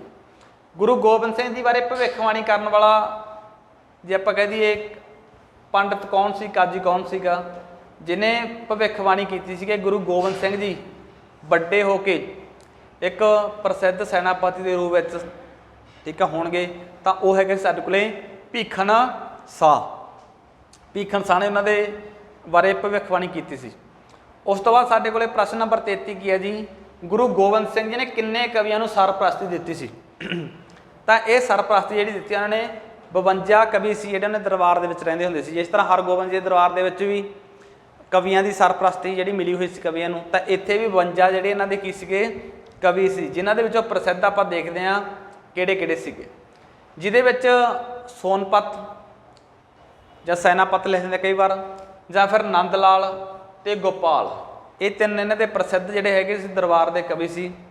ਨੰਦ ਲਾਲ ਨੇ ਇੱਕ ਰਚਨਾ ਲਿਖੀ ਸੀ ਦੀਵਾਨ-ਏ ਗੋਆ, ਜਿਹੜੀ ਅਸੀਂ ਪ੍ਰਸ਼ਨ ਦੇ ਵਿੱਚ ਦੇਖਦੇ ਹਾਂ ਅੱਗੇ ਜਾ ਕੇ ਜੀ, ਦੀਵਾਨ-ਏ ਗੋਆ। ਇਹਨਾਂ ਨੇ ਕਿਹੜੀ ਰਚਨਾ ਕੀਤੀ ਹੈ? ਦੀਵਾਨ-ਏ ਗੋਆ ਨਾਂ ਦੀ ਇੱਕ ਰਚਨਾ ਜਿਹੜੀ ਇਹਨਾਂ ਨੇ ਕੀਤੀ ਸੀ, ਜਿਹੜੀ ਨੰਦ ਲਾਲ ਜੀ। ਪ੍ਰਸ਼ਨ ਨੰਬਰ 37 ਦੇ ਵਿੱਚ ਅਸੀਂ ਦੇਖਦੇ ਹਾਂ ਜੀ ਕੀ ਆ, ਗੁਰੂ ਗੋਬਿੰਦ ਸਿੰਘ ਜੀ ਨੇ ਫਾਰਸੀ ਆ ਜਿਹੜੀ ਉਹ ਪੀਰ ਮੁਹੰਮਦ ਤੋਂ ਸਿੱਖੀ ਆ, ਸੰਸਕ੍ਰਿਤ ਜਿਹੜੀ ਪੰਡਤ ਹਰਜਸ ਤੋਂ ਸਿੱਖੀ ਆ, ਤੇ ਗੁਰਮੁਖੀ ਕਿਹਨਾਂ ਤੋਂ ਸਿੱਖੀ ਆ? ਇੱਥੇ ਤੁਹਾਨੂੰ ਸਾਰੇ ਕੁਐਸਚਨ ਕਵਰ ਹੋ ਗਏ। ਇਹ ਜਿਹੜੀ ਗੁਰਮੁਖੀ ਸਿੱਖੀ ਜੀ ਭਾਈ ਮਣੀ ਸਿੰਘ ਜੀ ਤੋਂ ਸਿੱਖੀ ਸੀ, ਭਾਈ ਮਣੀ ਸਿੰਘ ਤੋਂ ਜੀ, ਠੀਕ ਹੈ। ਸੋ ਯਾਦ ਰੱਖਿਓ, ਪੜਾਂਗੇ ਭਾਈ ਮਣੀ ਸਿੰਘ ਦਾ ਰੋਲ ਵੀ ਆਪਾਂ ਅੱਗੇ ਜਾ ਕੇ। ਪ੍ਰਸ਼ਨ ਨੰਬਰ 37 ਦੇ ਵਿੱਚ ਦੇਖੀਏ, ਸੰਤ ਸਿਪਾਹੀ ਦੀ ਪਦਵੀ ਕਿਹੜੇ ਗੁਰੂ ਨੂੰ ਮਿਲੀ ਹੋਈ ਆ? ਸੰਤ ਸਿਪਾਹੀ ਇਹਨੂੰ ਕਿਹਾ ਜਾਂਦਾ ਜੀ, ਤਾਂ ਆਨਸਰ ਸਾਡੇ ਕੋਲੇ ਸੀ ਆਏਗਾ। ਹਰਗੋਬਿੰਦ ਜੀ ਜਿਹੜੇ ਸਿੱਖਾਂ ਦੇ 6ਵੇਂ ਗੁਰੂ ਹੋਏ ਨੇ, ਉਹਨਾਂ ਨੂੰ ਵੀ ਸੰਤ ਸਿਪਾਹੀ ਦੇ ਨਾਂ ਨਾਲ ਜਾਣਿਆ ਜਾਂਦਾ, ਤੇ ਗੁਰੂ ਗੋਬਿੰਦ ਸਿੰਘ ਜੀ ਨੂੰ ਵੀ। ਤਾਂ ਦੋਵਾਂ ਬਾਰੇ ਕੀ ਆ, ਸੰਤ ਸਿਪਾਹੀ ਜਿਹੜਾ ਸਭ ਤੁਸੀਂ ਯਾਦ ਰੱਖੋਗੇ। 38 ਨੰਬਰ ਪ੍ਰਸ਼ਨ ਦੇਖਦੇ ਹਾਂ ਜੀ ਕੀ ਆ, ਗੁਰੂ ਗੋਬਿੰਦ ਸਿੰਘ ਜੀ ਦੀ ਆਤਮ ਕਥਾ ਵਿੱਚ ਕੀ ਉਦੇਸ਼ ਦੱਸਿਆ ਗਿਆ? ਜਿਹੜੀ ਗੁਰੂ ਗੋਬਿੰਦ ਸਿੰਘ ਨੇ ਆਤਮ ਕਥਾ ਲਿਖੀ ਹੈ, ਇੱਕ ਬਚਿੱਤਰ ਨਾਟਕ, ਉਹਦੇ ਵਿੱਚ ਉਹਨਾਂ ਦਾ ਉਦੇਸ਼ ਕੀ ਮਿਥਿਆ? ਉਹਨਾਂ ਨੇ ਲਿਖਿਆ ਆਮ ਲੋਕਾਂ ਦਾ ਭਲਾ ਅਤੇ ਦੁਸ਼ਮਣਾਂ ਦਾ ਨਾਸ਼ ਕਰਨਾ, ਠੀਕ ਹੈ। ਸੋ ਇਹ ਤੁਸੀਂ ਯਾਦ ਰੱਖਣਾ ਜੀ। ਪ੍ਰਸ਼ਨ ਨੰਬਰ 39 ਦੇਖਦੇ ਹਾਂ ਸਾਡੇ ਕੋਲੇ ਕੀ ਆ ਜੀ, ਗੁਰੂ ਗੋਬਿੰਦ ਸਿੰਘ ਜੀ ਨੇ ਆਪਣੇ ਪੂਰਵ ਜਨਮ, ਜਿਹੜਾ ਪਹਿਲਾ ਜਨਮ ਸੀ, ਅਤੇ ਆਰੰਭਕ ਜਨਮ ਦੀਆਂ ਘਟਨਾਵਾਂ ਨੂੰ ਵਰਣਨ ਕੀਤਾ, ਕਿੱਥੇ ਕੀਤਾਗਾ? ਉਹ ਬਚਿੱਤਰ ਨਾਟਕ ਦੇ ਵਿੱਚ, ਠੀਕ ਹੈ। ਸੋ ਦਾ ਤੁਸੀਂ ਟ੍ਰਿਕ ਵੀ ਯਾਦ ਰੱਖਦੇ ਹੋ ਵੀ ਪੂਰਵ ਜਨਮ ਨੂੰ ਆਪਣੇ ਨੂੰ ਕਿੱਥੇ ਚਿਤਰਿਆਗਾ? ਬਚਿੱਤਰ ਨਾਟਕ ਦੇ ਵਿੱਚ, ਠੀਕ ਹੈ। ਸੋ ਇਸ ਤਰੀਕੇ ਨਾਲ ਯਾਦ ਰੱਖਣਾ। ਜੇਕਰ ਵੀਡੀਓ ਵਧੀਆ ਲੱਗ ਰਹੀ ਹੈ ਤਾਂ ਲਾਈਕ, ਸ਼ੇਅਰ ਤੇ ਕਮੈਂਟ ਜ਼ਰੂਰ ਕਰਿਆ ਕਰੋ, ਸੋ ਤਾਂ ਕਿ ਤੁਹਾਨੂੰ ਅਗਲੀ ਵੀਡੀਓ ਜਲਦੀ ਤੋਂ ਜਲਦੀ ਉਹ ਮਿਲਣ, ਇਹਦੇ ਨਾਲ ਮੋਟੀਵੇਟ ਹੋ ਕੇ। ਉਸ ਤੋਂ ਬਾਅਦ ਕੀ ਆ, ਭੰਗਾਣੀ ਦੀ ਲੜਾਈ ਜਿਹੜੀ ਦਾ ਜ਼ਿਕਰ ਕਿਸ ਬਾਣੀ ਦੇ ਵਿੱਚ ਕੀਤਾ ਗਿਆ? ਜਿਹੜੀ ਭੰਗਾਣੀ ਦੀ ਲੜਾਈ ਆ ਉਹਦਾ ਵਰਣਨ ਗੁਰੂ ਗੋਬਿੰਦ ਸਿੰਘ ਜੀ ਨੇ ਕਿਸ ਜਿਹੜੀ ਆਪਣੀ ਰਚਨਾ ਦੇ ਵਿੱਚ ਕੀਤਾ? ਉਹ ਵੀ ਬਚਿੱਤਰ ਨਾਟਕ ਦੇ ਵਿੱਚ ਕੀਤਾ। ਸੋ ਇੱਥੇ ਯਾਦ ਰੱਖ ਸਕਦੇ ਹੋ ਕਿਹੜੀ ਬਾਣੀ ਦੇ ਵਿੱਚ ਉਹਨਾਂ ਨੇ ਭੰਗਾਣੀ ਦੀ ਲੜਾਈ ਨੂੰ ਚਿੱਤਰਿਆਗਾ, ਤਾਂ ਤੁਸੀਂ ਯਾਦ ਰੱਖ ਸਕਦੇ ਹੋ, ਇਹਦੇ ਵਿੱਚ ਯਾਦ ਰੱਖੋਗੇ। ਉਸ ਤੋਂ ਬਾਅਦ ਸਾਡੇ ਕੋਲ 41 ਨੰਬਰ ਪ੍ਰਸ਼ਨ ਕੀ ਹੈ ਜੀ, ਬਚਿੱਤਰ ਨਾਟਕ ਦੀ ਰਚਨਾ ਵਿੱਚ ਨਾਇਕ ਦੀ ਭੂਮਿਕਾ ਕਿਸ ਨੇ ਨਿਭਾਈ ਹੈ? ਨਾਇਕ ਦੀ ਭੂਮਿਕਾ ਨਿਭਾਉਣ ਵਾਲਾ ਕੌਣ ਸੀਗਾ? ਗੁਰੂ ਗੋਬਿੰਦ ਸਿੰਘ ਜੀ, ਠੀਕ ਹੈ। ਬਚਿੱਤਰ ਨਾਟਕ ਦੇ ਵਿੱਚ ਤੁਹਾਨੂੰ ਆ ਜਾਏ ਨਾਇਕ ਦੀ ਭੂਮਿਕਾ ਨਿਭਾਉਣ ਵਾਲਾ ਕੌਣ ਸੀ? ਗੁਰੂ ਗੋਬਿੰਦ ਸਿੰਘ ਜੀ। ਕੁਐਸਚਨ ਨੰਬਰ ਦੇਖਦੇ ਹਾਂ ਜੀ 42 ਸਾਡੇ ਕੋਲੇ ਕੀ ਆ, ਪ੍ਰਸਿੱਧ ਲੇਖਕ ਵਾਲਮੀਕ ਅਤੇ ਕਾਲੀਦਾਸ ਦਾ ਜ਼ਿਕਰ ਗੁਰੂ ਜੀ ਨੇ ਕਿਸ ਰਚਨਾ ਵਿੱਚ ਕੀਤਾ ਹੈ? ਪ੍ਰਸਿੱਧ ਕਵੀ ਤੁਸੀਂ ਜਾਣਦੇ ਹੋ ਵਾਲਮੀਕ ਜਿਨ੍ਹਾਂ ਨੇ ਰਮਾਇਣ ਲਿਖੀ ਆ, ਕਾਲੀਦਾਸ ਅਭਿਗਿਆਨ ਸ਼ਕੁੰਤਲਮ ਹੋ ਗਿਆ, ਠੀਕ ਆ, ਜਿਹੜੀ ਇਹਨਾਂ ਦੀ ਜ਼ਿਆਦਾ ਪ੍ਰਸਿੱਧ ਆ ਤੇ ਜਿਹੜੀ ਰਚਨਾ ਗੀ। ਸੋ ਇਹਨਾਂ ਬਾਰੇ ਆਪਾਂ ਹਿਸਟਰੀ ਵਿੱਚ ਪੜ੍ਹਾਂਗੇ। ਸੋ ਇਹਨਾਂ ਨੇ ਕਿਹੜੀ ਬਾਣੀ ਦੇ ਵਿੱਚ ਰਚਨਾ ਕੀਤੀ ਆ? ਬ੍ਰਹਮ ਅਵਤਾਰ ਦੇ ਵਿੱਚ, ਠੀਕ ਹੈ ਜੀ। ਸੋ ਇਹ ਸੀ ਅੱਜ ਦੇ ਆਪਣੇ ਜਿਹੜੇ ਕੁਐਸਚਨ। ਲਾਸਟ ਆਪਾਂ ਦੇਖ ਲੈਂਦੇ ਸਾਡੇ ਕੋਲੇ ਕੀ ਹੈਗਾ। ਗੁਰੂ ਗੋਬਿੰਦ ਸਿੰਘ ਦਾ ਜਨਮ ਮਨਾਇਆ ਜਾਂਦਾ ਹੈ 5 ਜਨਵਰੀ ਨੂੰ, ਠੀਕ ਹੈ ਜੀ। ਕਦੋਂ ਮਨਾਇਆ ਜਾਂਦਾ ਜੀ? 5 ਜਨਵਰੀ ਨੂੰ, ਠੀਕ ਹੈ। ਸੋ ਇੱਕ ਕੁਐਸਚਨ ਹੋਰ ਇੱਕ ਦੋ ਦੇਖ ਲੈਂਦੇ ਜੀ। ਪਾਉਂਟਾ ਸਾਹਿਬ ਦੀ ਸਥਾਪਨਾ ਕਦੋਂ ਕੀਤੀ ਆ? 1685 ਦੇ ਵਿੱਚ। ਇੱਕ ਦੇ ਕੁਐਸਚਨ ਪੁੱਟ ਕੀਤਾ ਜਾਂਦਾ 1685 ਦੇ ਵਿੱਚ, ਠੀਕ ਹੈ। ਤੇ ਗੁਰੂ ਗੋਬਿੰਦ ਸਿੰਘ ਦਾ ਗੁਰੂ ਕਾਲ ਕੀ ਆ? ਇਹ ਤੁਹਾਨੂੰ ਪਤਾ ਹੀ ਆ, 1675 ਤੋਂ ਲੈ ਕੇ 1708। ਸਿੰਪਲ ਕੁਐਸਚਨ ਨੇ, ਆਮ ਤੌਰ 'ਤੇ ਤੁਹਾਨੂੰ ਪਤਾ ਹੋਣੇ ਚਾਹੀਦੇ ਨੇਗੇ, ਠੀਕ ਹੈ ਜੀ। ਸੋ ਇਹ ਸੀ ਅੱਜ ਦੇ ਆਪਣੇ 45 ਜਿਹੜੇ MCQ ਕੁਐਸਚਨ, ਜਿੱਥੋਂ ਕਿ ਤੁਹਾਡਾ ਮੈਕਸੀਮਮ ਟੌਪਿਕ ਹੈ ਜਿਹੜਾ ਉਹ ਕੰਪਲੀਟ ਹੋਇਆ, ਠੀਕ ਹੈ। ਸੋ ਇਸ ਤਰੀਕੇ ਨਾਲ ਜਦੋਂ ਤੁਸੀਂ ਇਹਨਾਂ ਨੂੰ ਰਿਵਾਈਜ਼ ਕਰਦੇ ਹੋ, ਇਹਨਾਂ ਨੂੰ ਲਿਖ ਸਕਦੇ ਹੋ ਤੇ ਵਾਰ-ਵਾਰ ਪੜ੍ਹੋਗੇ ਤਾਂ ਤੁਹਾਡੇ ਜਿਹੜੇ ਸਾਰੇ ਸਿੱਖ ਗੁਰੂਆਂ ਬਾਰੇ, ਤੁਹਾਡੇ 10 ਸਿੱਖ ਗੁਰੂ ਆਪਣਾ ਵੀਡੀਓ ਪਾ ਦਿੱਤੀਆਂ ਗਈਆਂ ਨੇ, ਤਾਂ ਉਹਨਾਂ ਨੂੰ ਤੁਸੀਂ ਦੇਖੋਗੇ ਤਾਂ ਤੁਹਾਨੂੰ ਬਹੁਤ ਨੌਲੇਜ ਇੱਥੋਂ ਮਿਲੇਗੀ। ਇਸ ਤੋਂ ਬਾਅਦ ਆਪਾਂ ਜਿਹੜਾ ਲੈਕਚਰ ਲੈ ਕੇ ਆਵਾਂਗੇ ਤੁਹਾਡੇ ਲਈ, ਉਹ ਸਿੱਖਾਂ ਦੇ 11ਵੇਂ ਗੁਰੂ ਦਾ ਦਰਜਾ ਮਿਲਿਆ ਹੈ ਸ੍ਰੀ ਗੁਰੂ ਗ੍ਰੰਥ ਸਾਹਿਬ ਨੂੰ। ਸ੍ਰੀ ਗੁਰੂ ਗ੍ਰੰਥ ਸਾਹਿਬ ਬਾਰੇ ਆਪਾਂ ਨੌਲੇਜ ਤੁਹਾਡੇ ਨਾਲ ਸ਼ੇਅਰ ਕਰਾਂਗੇ, ਜਿਹਦੇ ਵਿੱਚ ਆਪਾਂ ਪੜ੍ਹਾਂਗੇ ਉਹਨਾਂ ਦੇ ਅੰਗ ਕਿੰਨੇ ਨੇ, ਜਾਂ ਪਹਿਲਾ ਰਾਗ, ਲਾਸਟ, ਜਾਂ ਕਿੰਨੇ ਰਾਗਾਂ ਦੇ ਵਿੱਚ ਬਾਣੀ ਰਚੀ ਗਈ ਆ, ਕਿੰਨੇ ਗੁਰੂਆਂ ਦੀ ਬਾਣੀ ਦਰਜ ਆ। ਸੋ ਉਹ ਸਾਰੀ ਨੌਲੇਜ ਆਪਾਂ ਉਸ ਦੇ ਵਿੱਚ ਪੜ੍ਹਾਂਗੇ। ਸੋ ਜੇਕਰ ਵੀਡੀਓ ਵਧੀਆ ਲੱਗੀ ਤਾਂ ਲਾਈਕ, ਸ਼ੇਅਰ ਤੇ ਕਮੈਂਟ ਜ਼ਰੂਰ ਕਰਿਓ। ਸੋ ਮਾਸਟਰ ਕੇਡਰ ਦੀ ਜਿਹੜੇ ਸਟੂਡੈਂਟ ਵਿਦਿਆਰਥੀ ਤਿਆਰੀ ਕਰ ਰਹੇ ਨੇ, ਮਾਸਟਰ ਕੇਡਰ SST, ਉਹ ਤੁਸੀਂ ਸਾਡੇ ਨਾਲ ਰਾਬਤਾ ਕਾਇਮ ਕਰ ਸਕਦੇ ਹੋ ਤੇ ਕਲਾਸਿਸ ਜਿਹੜੀਆਂ ਸਟਾਰਟ ਨੇ ਆਨਲਾਈਨ। ਸੋ ਮਿਲਦੇ ਹਾਂ ਅਗਲੀ ਵੀਡੀਓ ਦੇ ਵਿੱਚ। Thank you very much.